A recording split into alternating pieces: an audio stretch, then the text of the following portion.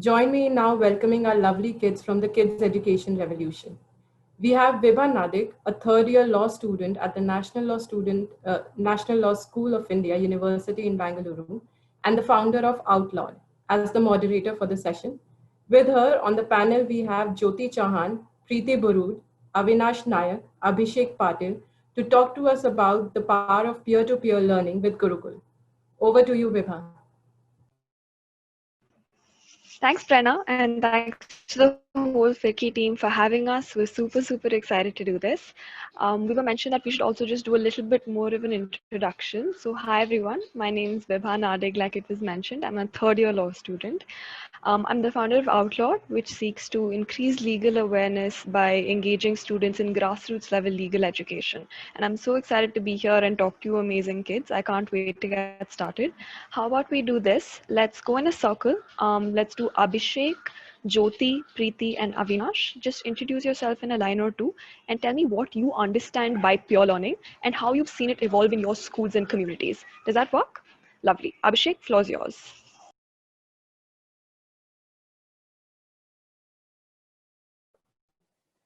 Yeah, so hey, currently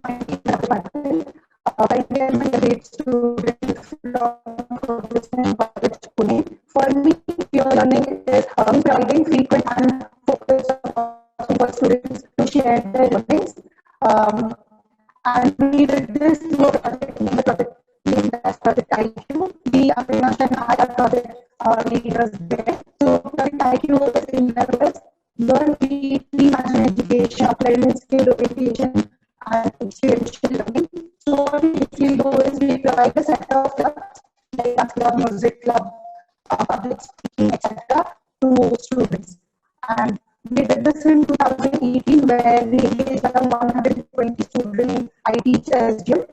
And we did this back in 2020 when extra doing it virtually. And Avinash will tell you how peer-to-peer learning looks like in a private life. Yeah.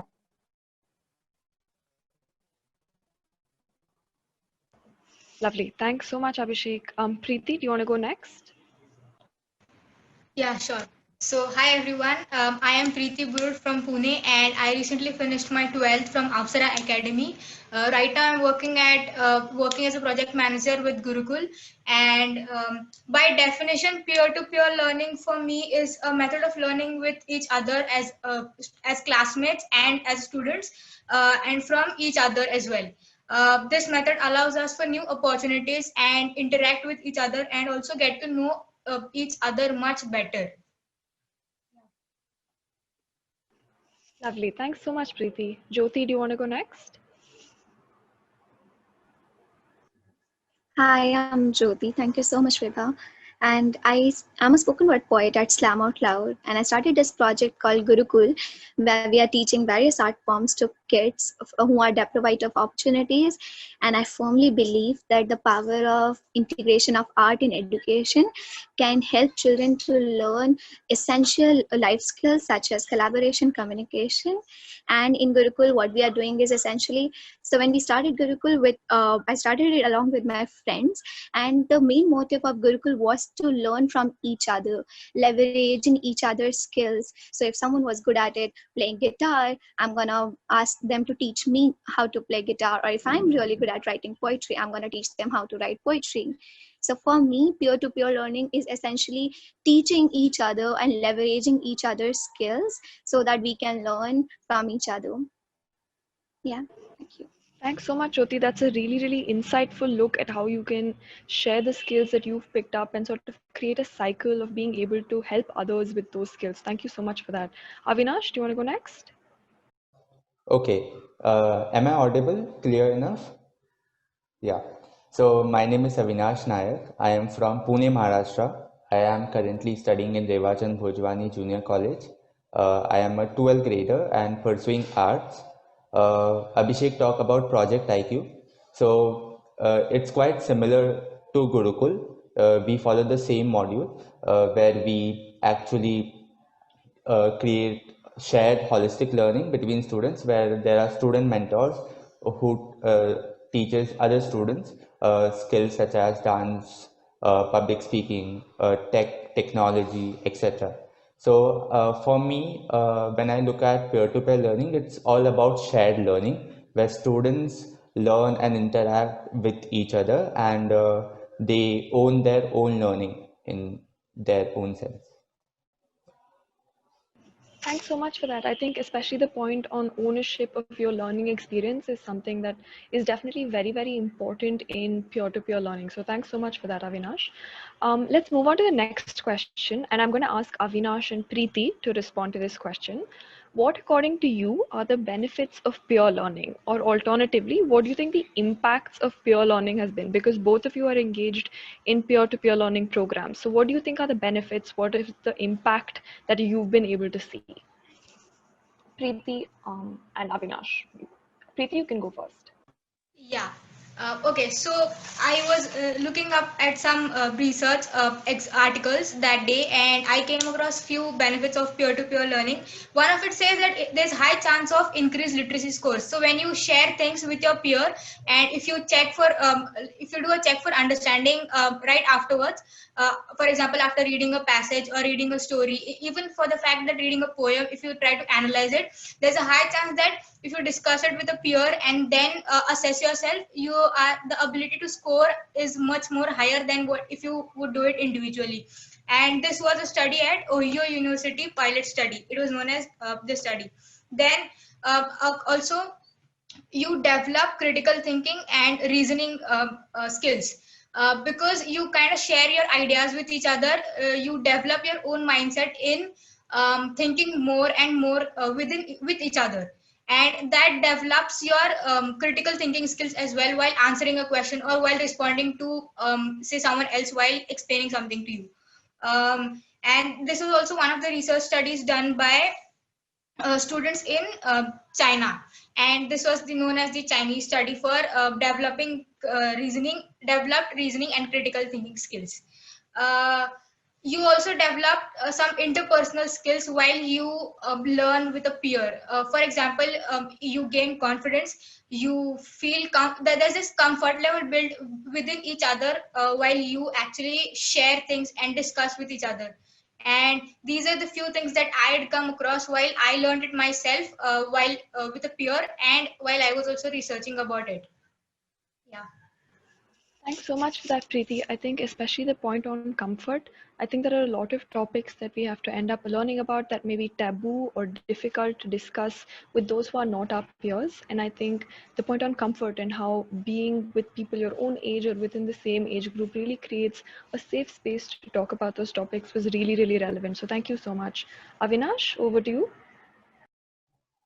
Okay, so benefits of peer-to-peer learning, when I talk about it, I think when students are put in the setting of peer-to-peer learning, they understand that they own their learning, and they are the ones accountable for their learning. They are the ones creating opportunities for themselves and learning.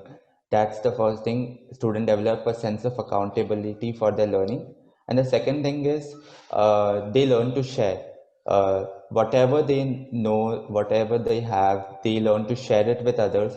They do not keep it with themselves only. They share it with the world. They learn collaboration, and also listen to others and widen their perspective, as Preeti told about developing interpersonal skills and all.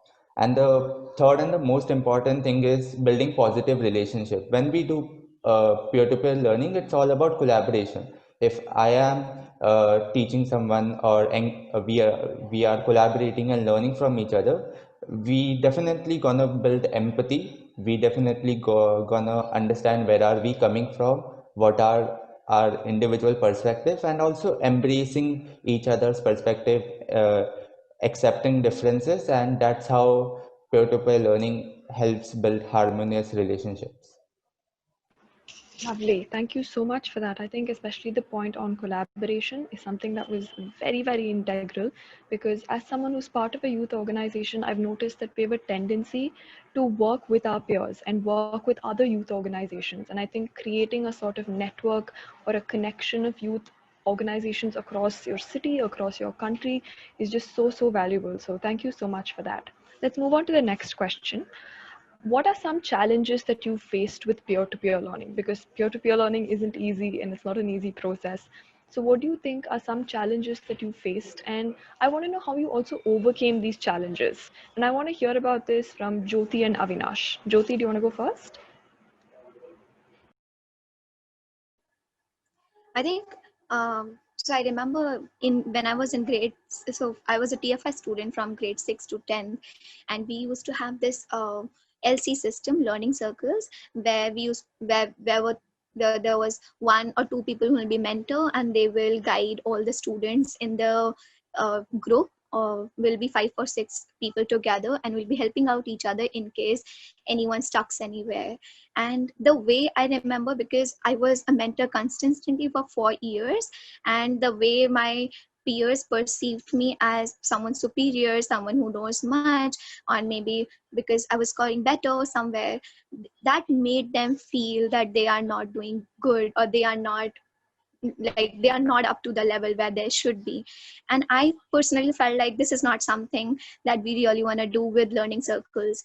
And hence I had a word with my fellow, and I told her that we really need to promote peer-to-peer learning in a way where it is not a competition. Or maybe if, like, I know, for an example, competition will always be there, but how can that competition be still healthy? So I told her that how can we just put this peer-to-peer learning on the basis of collaboration, leveraging each other's skills, respect, boosting creativity, critical thinking, and all of these learnings. So I remember that uh, all of my peers were like in starting they were hesitant to ask me, because they used to think that if they'll ask me something, that they might make them feel that they don't know something. So also, like, having that understanding, yes, I know this, like, to me also having that understanding, I didn't know earlier in grade 6 that okay, if I know this, I can help others. It was to me, okay, I know it, why should I help anyone else? So I think having that dialogue with all the students, that okay, it's all right, everyone is not perfect with everything, and what we really need to do is embrace our differences and we work on to them. And it's not like we are working on these differences to make them same, but just working to enhance them in their own ways. So I think definitely working on the ground level, promoting what basis we are promoting peer-to-peer learning is respect, collaboration, leveraging each other's skills. So I think that's how I felt like introducing buddy system and telling them that, hey, I know that I am good at writing SST answers. Can you help me with integers and maths? I'm not good at it. So I think doing that and telling each other, just being vulnerable with each other, is something that I think really helped me to overcome these differences when I was learning along with my peers. Thank you so much for that, Jyoti. I think that's a really important insight into how there are challenges within peer learning itself, considering that it's a fairly new phenomenon. Avinash, do you want to go next? Yeah, so I also want to share two different perspectives on challenges with peer-to-peer learning. First one is power struggle, which means that when a teacher instructs us for doing something, we do it naturally. But when we engage with peers, there's a attitude of easiness going between children, that my friend is actually helping me, and we are engaging as kids. So I will not give my 100%. I will back off. That's the attitude of few students. So at that point of time, uh, I will share an example first.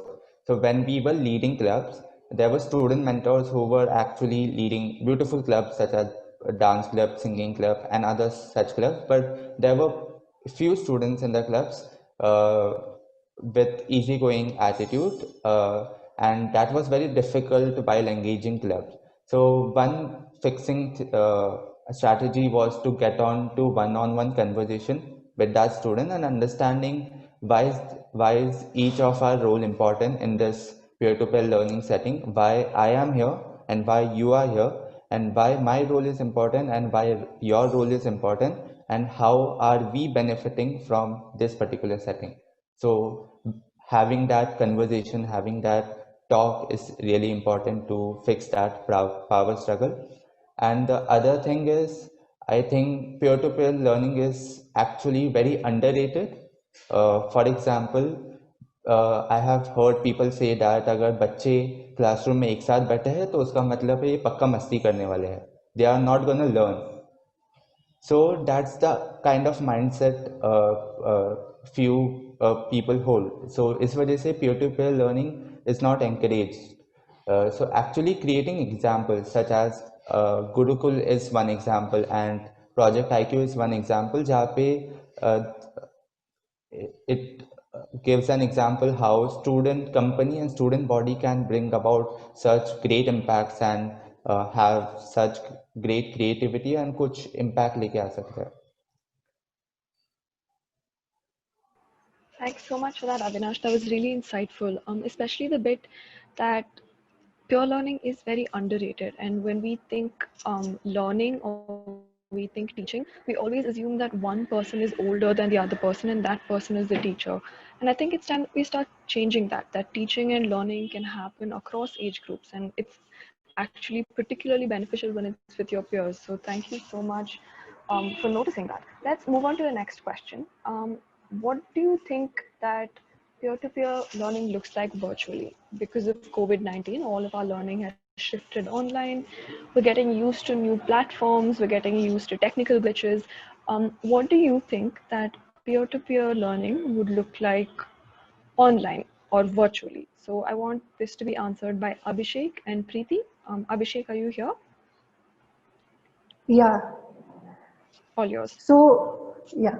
So, talking about peer-to-peer learning in virtual classroom, then first thing I think is if teachers are using Zoom, then there is a feature of breakout rooms in Zoom. So this could be used like teacher can actually divide the classroom into groups and they can go into this breakout room where they can brainstorm the ideas, or they can clear each other's doubt, have a good healthy discussion, and solve worksheets together. So this is one thing. And second thing that could be done is think, pair and share in breakout room. So if teacher is teaching a concept, as soon as it is done, he or she can give 30 seconds to think, or like thinking again on the topic, then going into breakout group and sharing it to the group.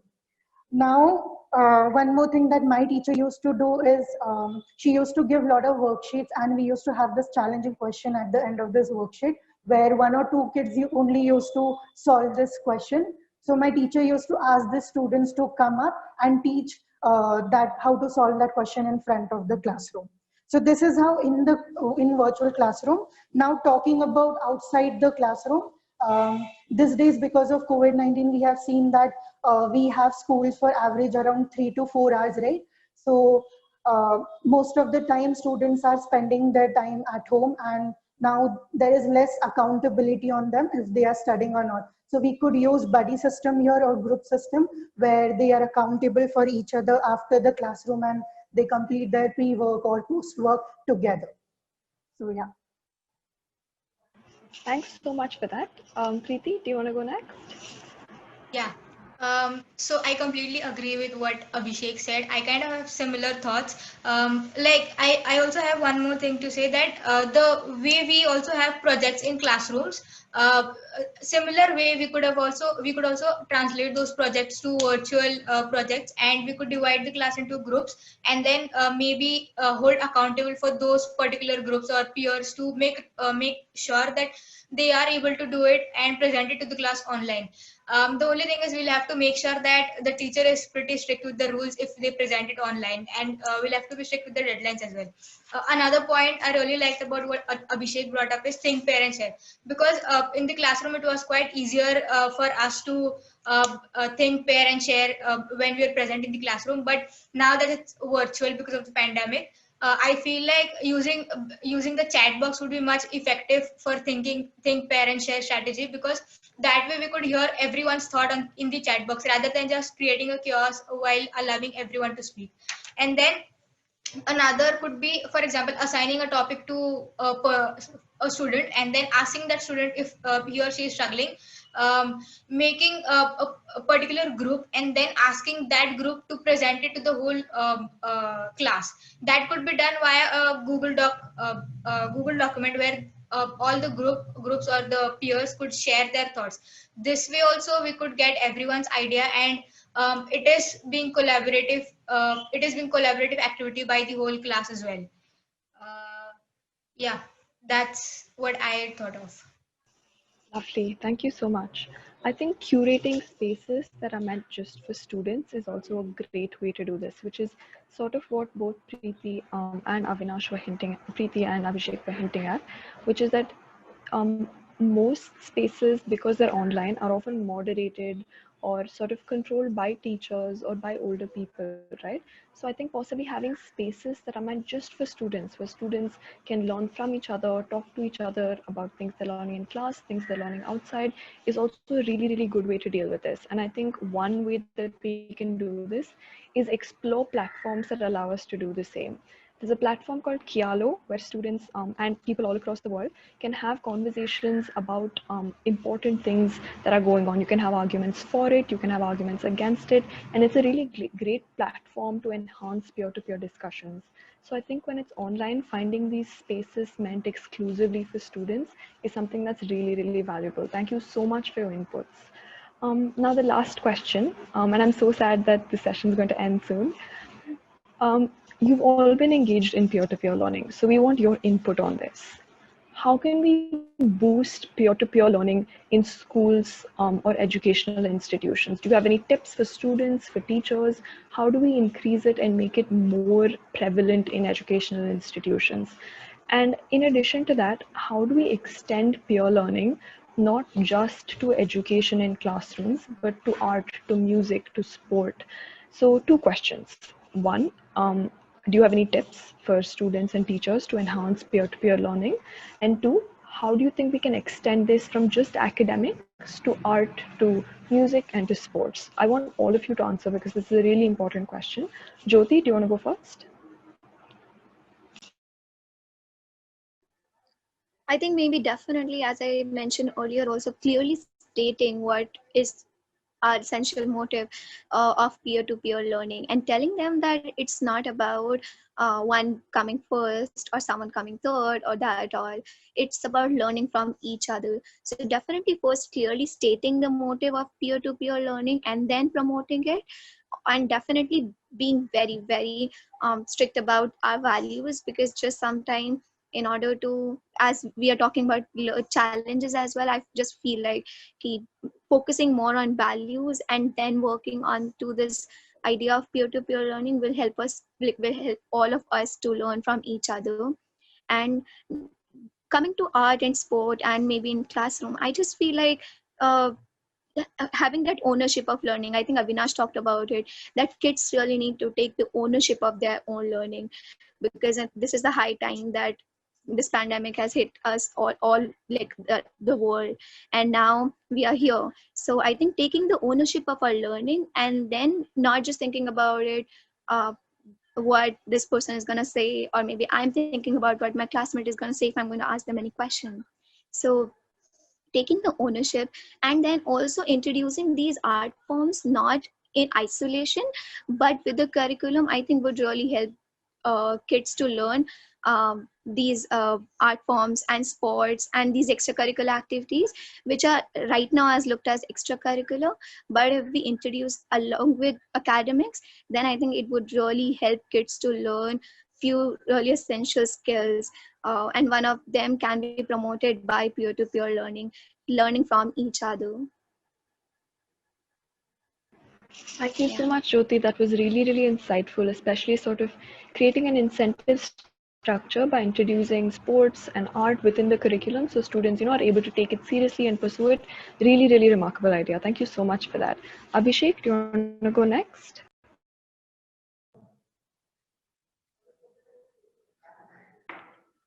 Yeah, so the first thing that I would like to tell to teachers is first thing teachers have to do is to create those opportunity in classroom where peer-to-peer learning could happen. So they can create this by buddy system or group system or having group discussion or Socratic seminar. This will help student to understand what peer-to-peer learning is. And second, like taking out of the classroom, then we can have community circles where students will teach other students who have not understood the concept. So this is two things. I'm now talking about peer-to-peer learning in arts or music. In arts, so we can have virtual clubs here. So what we did is recently we divided IT Chalams into group of students who had similar interests, and we created virtual clubs of them. So each week they come for one day together to share their learnings, to explore their interests. And one of those clubs which we had, addiction poetry, they went beyond that, and they created an Instagram profile. And now even though it has stopped, now they share their poetry through posts or they go live on Instagram. So this is also how we can do peer-to-peer learning. Thanks so much, Abhishek. I think that was a really important point about post-session engagement, which means that peer-to-peer learning may happen for a limited amount of time, but how can you post that engagement continue to communicate with your peers and learn from your peers? And that was a really, really important point. So thank you for your input on that. Preeti, do you want to go next? Okay, so I kind of agree with what Abhishek said right now, that we should try and make sure that the teachers create opportunities for peer-to-peer learning. Another thing I would suggest for students is letting the students teach each other by creating maybe a small 2 or 3 minute quick video lesson, so that they could be streamed out in their classrooms, and this way it could be showed to the teacher, could also learn, and then the students also get to learn from each other. And this is not only for academics, it could be also for sports or say dance, music. It could be taught virtually.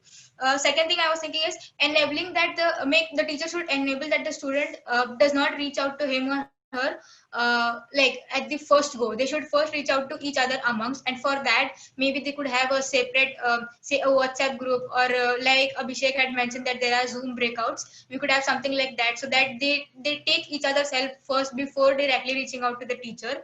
Then we could have group discussions, for example, for giving a random project in small groups and ask them to discuss and then come up with their own solution. For example, problem solving skills could be one thing that we could consider. And I have another example. What we did in Gurukul this time is we had Instagram live go on for our darbar. So by the end of each month, we hold a Gurukul Darbar, and for that, we ask students to come live with us, and they perform. We had students who drew for us, who sang music, who sang song for us, and because of that, we would be able to get comments on the live session also, that it was quite insightful for them also to learn from each other, and they could then reach out to us saying ki Didi, could you please help us learn this from this person? I really like their music. So this way, getting those live sessions come in action, and then getting responses that kids actually want to learn from each other was something really amazing that I was able to see when I was working with Gurukul. And maybe we could, this was an example, maybe we could have these live sessions in form of for arts, or even for academics for the matter, and we could maintain the environment of peer-to-peer learning throughout. Even though now that we are in the pandemic situation, we'll make sure that it's not only restricted to classroom, but it can happen through live sessions and virtual learning as well. Yeah. Lovely. Thanks so much, Preeti. Avinash, do you want to close it off for us? Okay, so I was actually thinking of any tips for the teachers with their approaches when it comes to peer-to-peer learning. So I think when it comes to peer-to-peer learning, students need a sort of a safe space, a platform where they can actually do it. So firstly, I want to give tips to the teachers all out there to trust their students, to give them a lot of freedom, but back it up with responsibility.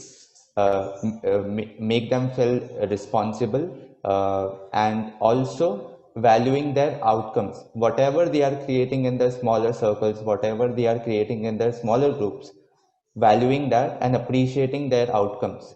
So that way, students also feel confident doing peer-to-peer learning, and it's much more effective. For example, with Project IQ, when we ran around 7 clubs in the school premises, which was a government school, heavy load there, and they trusted us. They trusted us that every Saturday we will do it, and we will do and create something worth. And that trust helped us create a lot of beautiful outcomes in the end. Lovely. Thanks so much, Avinash. That was really, really insightful. Just to rephrase what you said, with great power comes great responsibility. So you really, really laid it in saying that. I think we have about 3 minutes left. So for the audience, if any of you have any questions for the wonderful kids on this panel, please make sure to put it in the chat or in the comment section actually. And we'll be able to see it and we'll be more than happy to answer it. In the meanwhile, thank you so much for your responses, everyone. I think that peer-to-peer learning is new, it's important, and it's a space that's owned completely by us, which makes it really, really unique. And I think creating these spaces that are meant just for students and just for peers not only enhances the learning that we get, but also creates a sense that the world is ours. It's for the youngsters, and we have a lot of responsibility, whether it's social, whether it's related to the environment, whether it's political. It creates a sense of responsibility in young students that what we're doing is important and what we're doing has value in society. And all of you are proof of that. So thank you for the kind of work you do. So incredibly proud of all of you. So thank you for that, and thank you for the wonderful panel discussion. Philky team, are there any questions for us?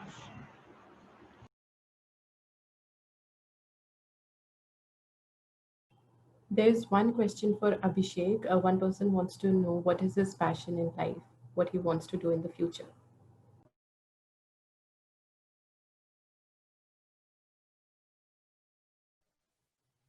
Am I audible? Hello?